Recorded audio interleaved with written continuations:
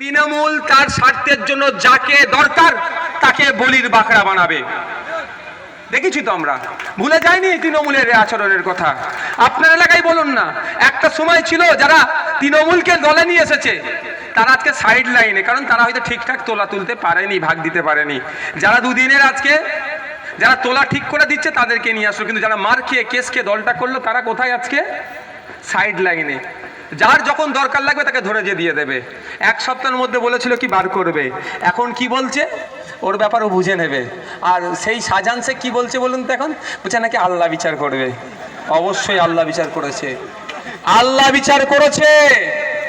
আমি ধর্ম নিয়ে কথা বলি না, কিন্তু ওর প্রসঙ্গ টেনে বলছি, হ্যাঁ আল্লাহ বিচার করেছে। তুমি গরিব মানুষের, তুমি দলিত আদিবাসী মূল নিবাসী মুসলিম সমাজের জমিগুলোকে দখল করে নেবে, নুনা পানি ঢুকিয়ে দেবে। ও দলিত বলে আল্লাহ কি চুপ থাকবে? ও আদিবাসী বলে কি আল্লাহ চুপ থাকবে? ও গরিব মুসলমান বলে কি আল্লাহ চুপ থাকবে? তোমার বিচার আল্লাহ করে, তোমাকে জেলের ভাত খাওয়াবে আল্লাহ। এখন আল্লাহ বিচার করবে বলছে। কি অন্যায় করেছো ওখানে? তোমার দলের সাঙ্গপাঙ্গরা রাতের অন্ধকারে মা বোনেদেরকে ডেকে পিঠা বানানো তো, আর তুমি নাকে তেল দিয়ে ঘুমাতে নাকি? তোমার ডাইকান রেপরান অন্যায় করতো, তুমি চুপ করে বসেছিলে। আল্লাহ বিচার করছে, তুমি আল্লাহ না জেল থেকে বার করে যত রকম ভাবে সিবিআই ইডি বা যারা তদন্ত করছে জেলে যাতে পচায়। শুধু শাহজাহান শেখ নয়, যারা অন্যায় করছে সেইটা আমরা সৃষ্টিকর্তার কাছে চাইবো না? এখন উনি সিম্প্যাথি পাওয়ার জন্য আল্লাহ বিচার করবে বলছে। তো আল্লাহ বিচার হচ্ছে। এই পাড়াতে যারা চারানার মস্তান আছে বলবেন এখন শাহজাহান শেখ গেছে, পরে যাবে কে? লাইন বেকার আছে। ও হ্যাঁ হ্যাঁ, মমতা ব্যানার্জি যাকে বলেছিল না তুই বোম বাঁধিস, ব্যাপারটা আমি আপনাকে বলি। বাঘ জঙ্গলের রাজাকে খিদে পেয়েছে, এখন তো যেহেতু রাজা কেন বলছি বুঝতে পারছেন না, সর্বোচ্চ ক্ষমতা নিয়ে আছে, খিদে পেয়েছে। ও ছাগল বাচ্চা দিলেও খাবে আর ফুটফুটে হরিণ ছানা দিলেও খাবে। খিদেটা নিবারণ করতে হবে। এখন কি দিচ্ছে? ছাগল বাচ্চাগুলোকে দিচ্ছে। বুঝতে পারছেন না? বুঝাতে হবে আরো খুলে। এখন তো এমসিসি চলছে, এখন কোড অফ কন্ডাক্ট চলছে, তো ওই জন্য বেশি কিছু বলতে পারছি না।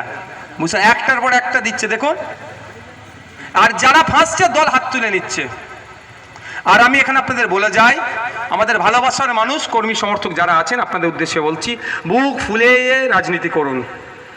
মামলা হবে, জামিন হবে।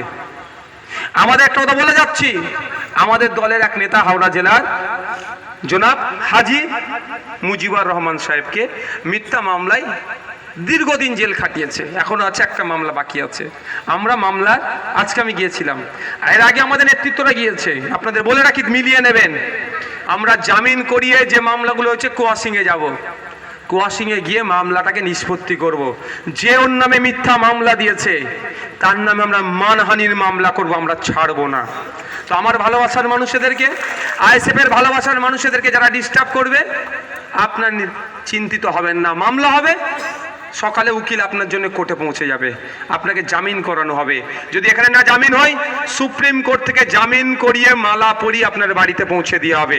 তারপরে আপনাকে নির্দোষ প্রমাণ করে, যে আপনার দাদা দিদির কথা শুনে যে আপনাদের নামে মিথ্যা মামলা করবে, আমরা দেখব তার যদি টাকা পয়সা বেশি থাকে তার বিরুদ্ধে কিভাবে করব। দুটো ধরনের মানহানি মামলা হয়, একটা টাকা ফাইন পাওয়া যায় আর একটা জেল খাটানো যায়। যার দেখবো বেশি টাকা আছে সে কিভাবে জেল খাটানো যায় সেই মানহানি মামলা দেবো, আর যার দেখবো টাকা কম তার কাছে ওই 100 কোটি 150 কোটি 200 কোটি টাকার মানহানি মামলা ঢোকাবো। বুঝতে পারছেন না? যার টাকা আছে তাকে জেল খাটাবো, আর যার টাকা নেই তার কাছে বলবো মানহানি টাকা দাও, মানে তোমার চর্বি বেশি করে কাটাবো আমরা। দাদার কথা শুনে, ওই এমপির কথা শুনে, এমএলএর কথা শুনে মানহানি মামলা করবে, মিথ্যা মামলা দেবে, প্রস্তুত থাকুন। ভাই শেষ করবো, একটা আপনাদের দায়িত্ব নিতে হবে, পারবেন? দায়িত্ব একটা দেবো, একটা দায়িত্ব দেবো, নিতে পারবেন?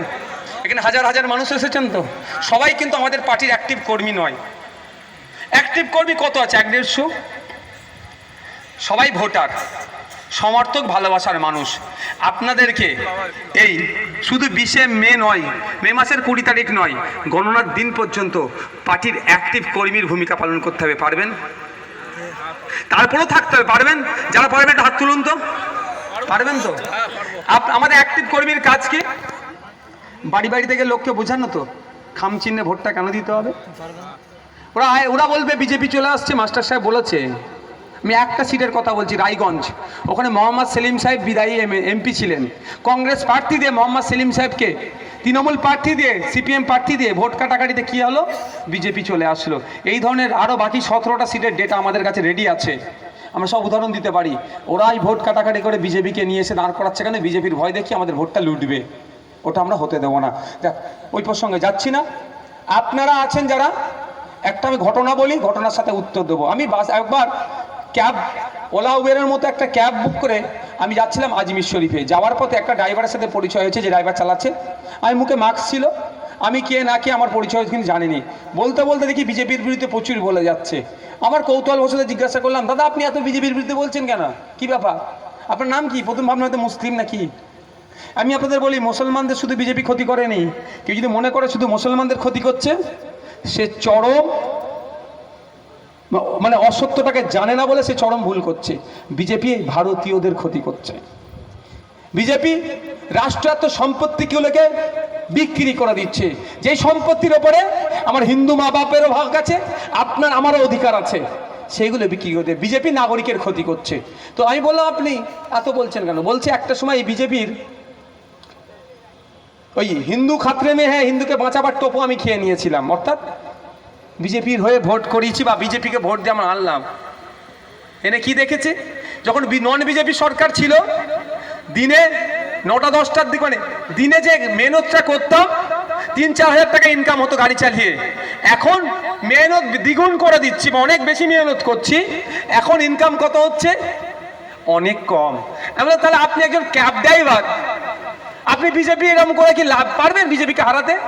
বলতে যে ভুলটা করেছি, আমাদের পরের প্রজন্মর কাছে বা আমাদের যারা ছেলেপুলে আছে তাদেরকে, এই যে পাপটা করেছি, পাপের প্রায়শ্চিত্ত আমাকে করতে হবে। আমি কিভাবে? বলছে আমি ক্যাব ড্রাইভার, আমি 10টা ভোট যদি বিজেপির কাছ থেকে মাইনাস করতে পারি, অন্তত পরের প্রজন্মকে বলবো আমি পাপ করেছি, অন্তত সেটাকে আমি কিছুটা হলো প্রায়শ্চিত্ত করলাম।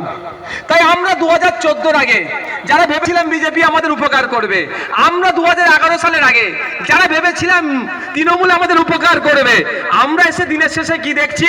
উপকার তো দূরের কথা, আমাদের অপকার হচ্ছে। শিক্ষার কথা যারা বলেছিল, স্বাস্থ্যের কথা যারা বলেছিল, মান উন্নয়নের কথা যারা বলেছিল, উল্টে আমরা কি দেখছি? স্বাস্থ্য কেন্দ্রের অবস্থা খারাপ, শিক্ষা কেন্দ্রের শিক্ষক নয়, সবটাই ভেঙে ফেলেছে। লিগাল ইল্লিগাল মদের দোকান আমাদের পাড়ায় পাড়ায় শুরু করে দিয়েছে। তো এই যে পাপ আমরা করেছি, প্রায়শ্চিত্ত আমরাই করবো তো নাকি ভাই? তো তার কথা ধরে বলছি, আপনারা দায়িত্ব নিন, 10টা করে ভোট বিজেপি আর তৃণমূল থেকে মাইনাস করিয়ে, পাপের প্রায়শ্চিত্ত করিয়ে খাম চিহ্নের পক্ষে নিয়ে আসুন। এটা পারবেন ভাই? যারা এসেছেন 10টা করে ভোট পারবেন? তাহলে অ্যাক্টিভ কর্মীর ভূমিকা আপনারা পালন করবেন তো? আমরা যতটুকু পর্যন্ত, এখন পর্যন্ত আমরা মানুষের সাথে মিশেছি, প্রায় লক্ষাধিক ভোটে কিন্তু আমরা অ্যাচিভ করি।